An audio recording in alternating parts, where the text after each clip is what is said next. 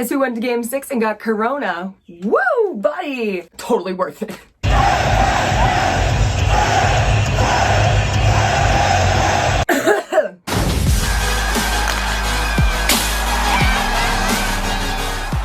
What's up, guys? Welcome back to the glove drop. I've got the Rona, but I sound hot, so I got that going for me. So let's just battle through this and get some key points of tonight's Game 1 Eastern Conference Final. It's going to be a hell of a game. I know everybody's all boned up about the Western Conference Final, and yeah, Connor McDavid versus Nathan MacKinnon. I mean, that's going to be a great series to watch. And starting with Game 1 last night, it really has been a great series to watch. There was a goal scored literally every 30 seconds. While the Avalanche did come up with the win, it was a hell of a game. I think it was, 8-6? I can assure you that that is not going to be the case when the Rangers take on the Tampa Bay Lightning tonight for Game 1, because we are going to see the two best goalies in the entire world right now matching up. Igor Shesterkin and Andrei Vasilevsky. These two Russian dudes are killing it in net, and just to be able to watch them both on the ice at the same time is going to be a treat. A lot of people are walking around saying how the New York Rangers have yet to face a good goalie because of the talent that they've had to face in round 1 and round 2,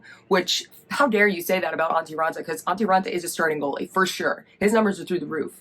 And also, even if this is the first real goalie that they're facing, BFD, the Rangers really haven't had a hard time scoring on him in the regular season, and the New York Rangers, when they do shoot the puck, which they have been, don't seem to have that hard of a time scoring at all.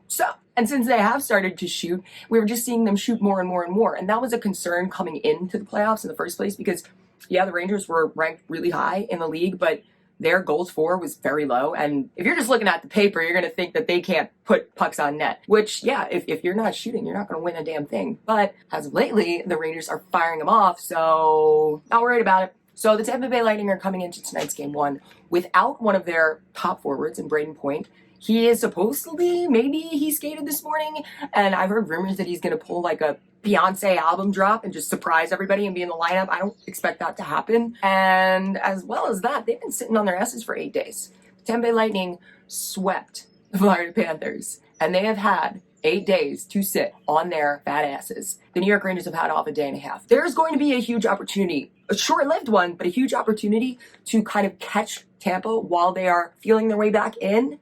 That first 10 minutes, that first 5 minutes, New York Rangers are really going to need to capitalize on that. I can guarantee you that whatever rust Tampa has, once that first period is over and they get in the locker room, they are going to be good to go. They're going to be locked right back in. So the New York Rangers need to hop on that opportunity right off the bat. Other keys to the game, we'll just talk more about Vasilevsky. How are you going to beat Vasilevsky? Well, the Toronto Maple Leafs had 22 goals on him. All but 4 were low goals. Everything was from mid down to the bottom of the net. Vasilevsky has a high glove. Do not shoot high on him. Take low shots and rebounds all damn day. You have to follow up on every single shot. The best opportunity for the Rangers to actually get goals on this guy is deflections. Chris Kreider was good. You're going to have to do that. When it comes down to the rest of the skaters, the style of hockey that the Tampa Bay Lightning play is significantly different than the Carolina Hurricanes. Carolina Hurricanes are such a defensive-minded team. They're playing defense the entire time, whether they're in the Ranger zone or their own zone,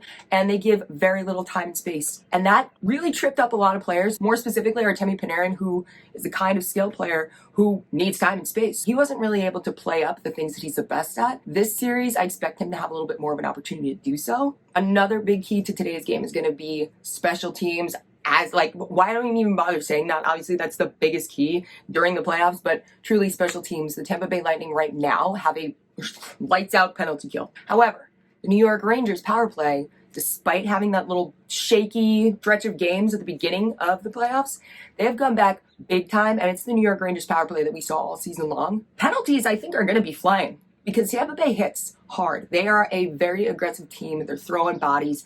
And the New York Rangers finally have some players that can do that. Jacob Trouba, need I say more? That kind of play is very conducive to getting a lot of opportunity when it comes down to penalties. So the New York Rangers are going to have to make the most out of them when they come. And the Rangers penalty kill is nothing to look down at. Their penalty kill has been looking fire as well. With the Tampa Bay Lightning not really having the best power play, when it comes down to these special teams, the New York Rangers definitely have the edge in that one. And last but not least, as I've said a bajillion times and I will continue to say, do not do stupid shit on the blue line, boys! The offense on this Tampa Bay Lightning team is ridiculous. There is no room for dumb shit. on that blue line. I have no doubt in my mind that this incredible New York Rangers defense will be able to hold down that Tampa Bay offense if they get their head in the game and they just do not screw around. There is no room for a lazy back check when it comes to the offensive players either. So they're going to need to be back checking and playing defense just as hard as they are trying to attack the net on Vasilevsky. And I swear to God, if I see any more of this BS stick checking while on defense, you're not going to stop anything. Get your body in front of the puck. Do not just stick your stick out there. That's what dumb people do like me because they just are lazy.